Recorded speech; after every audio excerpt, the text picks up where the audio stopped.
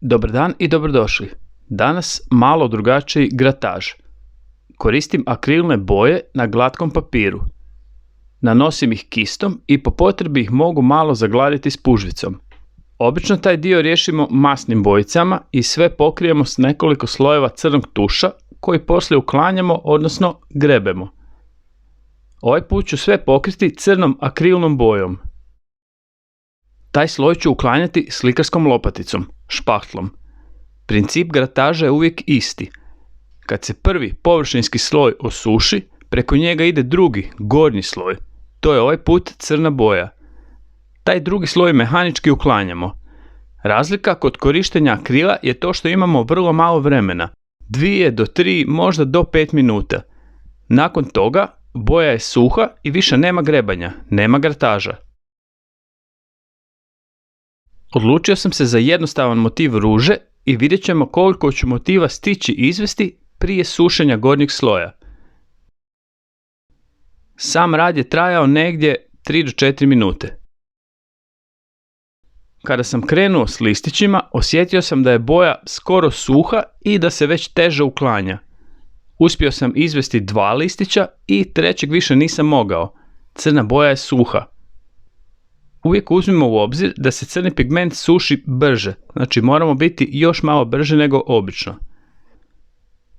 Sve u svemu nije loše, ali nedostajalo mi je, kao što vidimo, još malo vremena da bi sve mogao izvesti kako sam želio.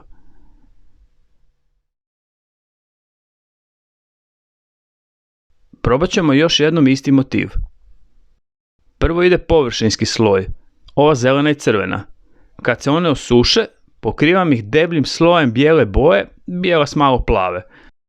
Boji ću dodati i malo vode i deblji sloj boje i voda mi daje malo više vremena za rad. Boja će se malo sporije sušiti. Nije nužno da nam je gornji vanjski sloj uvijek crn. Bitno je samo da imamo dovoljno jak kontrast između prvog i drugog sloja. U ovom dijelu rada bitno je da smo brzi. Sve mora biti gotovo prije sušenja gornjeg sloja boje. Iako ovo sve djeluje jednostavno, bit će nam lakše ako smo već prije koristili slikarske lopatice. Nakon što sam završio s cvijetom, povlačim poteze koji predstavljaju stabljiku i listiće. Osjećam da je gornji sloj još uvijek mokar, uklanjam ga bez velikog pritiska i dalje razvijam motiv.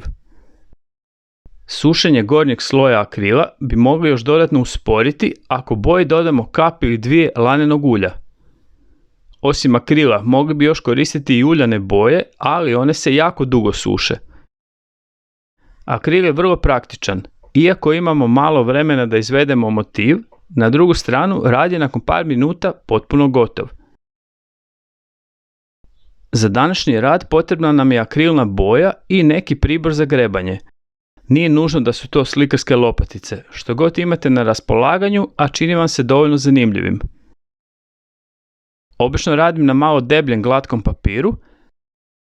Deblji papir može izdržati više močenja, pošto su akrilne boje ipak na vodanoj osnovi, mi močimo papir.